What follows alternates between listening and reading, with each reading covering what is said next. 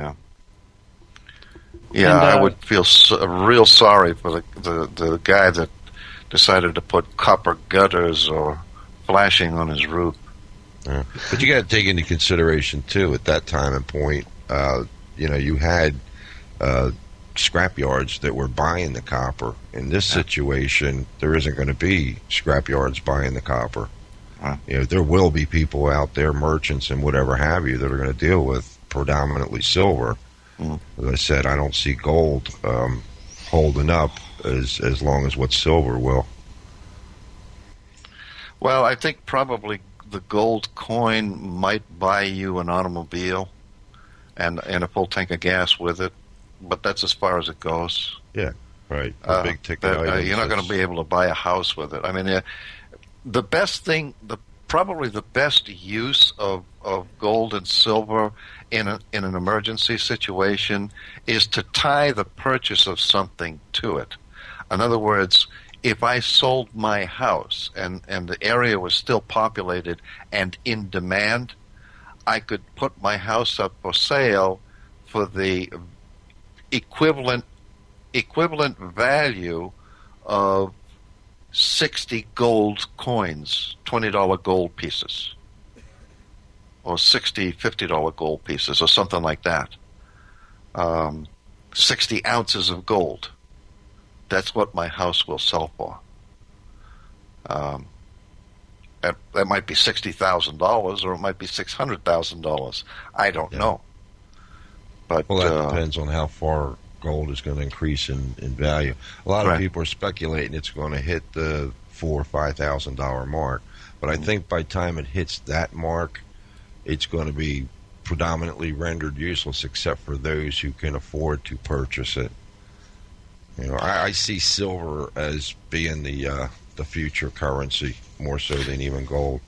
Actually, I would just agree be 100%, limited to large and I'm going items. to tell you why. I don't think there's any gold left in Fort Knox or this country. They refuse to be audited. Nobody wants to let them in. Nobody wants to let anybody in through those front doors. I don't believe there's any gold there. So our dollar is valueless. And Reserve Bank is not a government entity. It's a private corporation. So, yeah, the corporations have all the gold that was in Fort Knox. Mm-hmm. And like you had said, they used to audit it. They haven't audited in, 50 years now?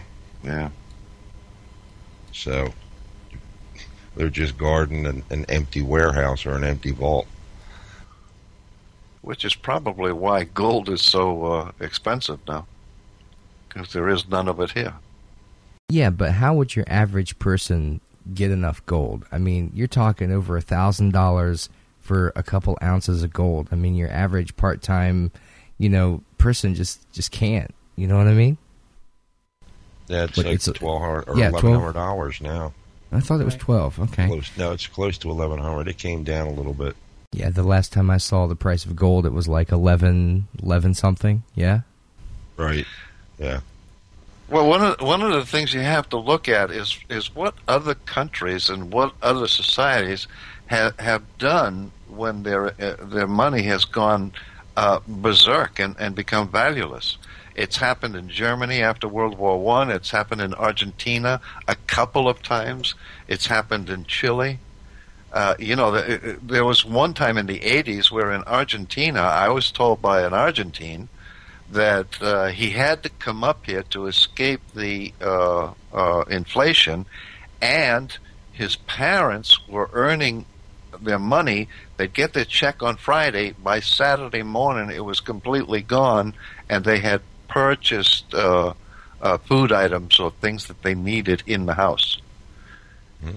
The money was valueless. It was the things that they could buy, and that was it. Yeah.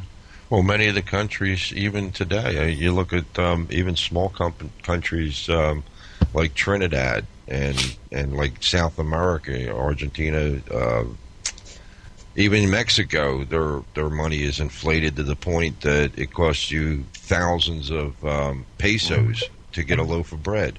Yeah. Yeah, we're going to see that here. You're going to need a wheelbarrow of money to go to the grocery store.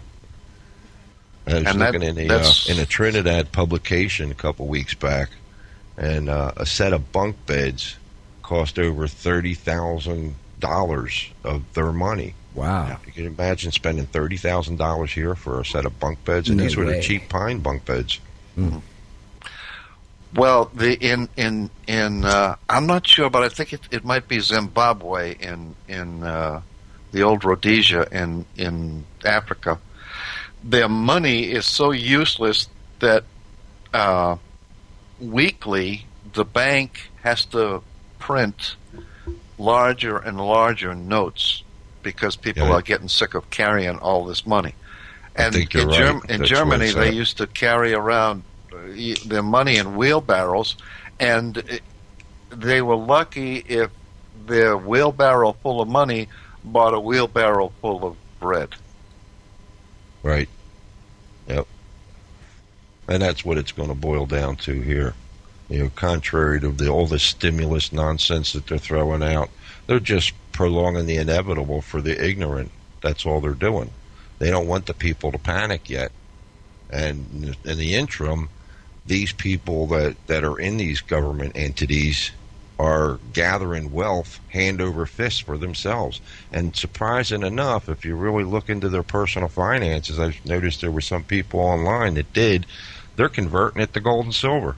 Yeah. So do they know something that we're not supposed to know? Yes, they're going for the last gold bars in Fort Knox. That's what they're doing. And they're just diverting the public's attention right now that everything's going to be okay, stick with paper currency, while they themselves are going into hard assets and that. Mm-hmm. So you gotta be aware. You have to be aware. You have to do your own research and start looking into these things, because the only person that's going to look after yourself is you when it comes down to it. Put it a different way.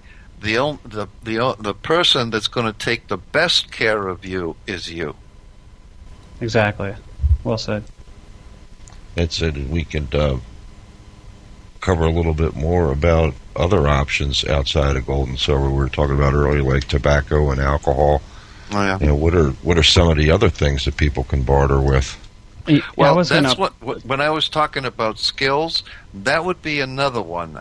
If you were a brewer, what's easy to brew is vodka.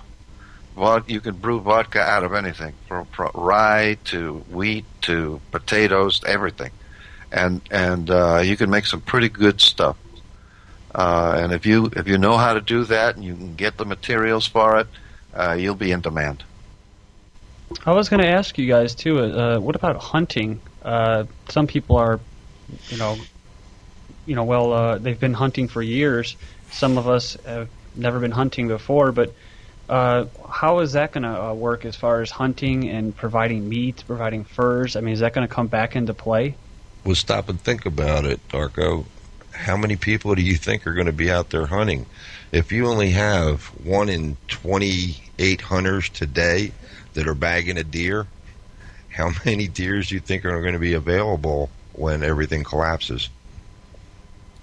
I mean, is that because there's not enough deer, or is that because there's just so many rules and regulations? There's so many hunters. It's the deer population goes up and down, and that's the whole purpose of them having these hunting seasons. But even during the hunting seasons, the deer are scarce compared to the amount of hunters out there. So think about the fact that you've got tens of thousands, if not hundreds of thousands of people out there looking to shoot deer, or even rabbits for that matter. You know, the animal population is going to deplete almost overnight. And not even to worry about that aspect. My concern would be that I don't think there's much out there in the wildlife that isn't contaminated. That's more accurate than the depletion of animals. There are places in this country where if you shoot a deer, it has to be inspected by a government agency because they're contaminated with mercury or arsenic or lead or PCBs and wasting disease. Yeah, it's obscene what we've done to the environment, but that's going to bite us in the rear end pretty soon. Yeah, but look at all the contamination scares we've had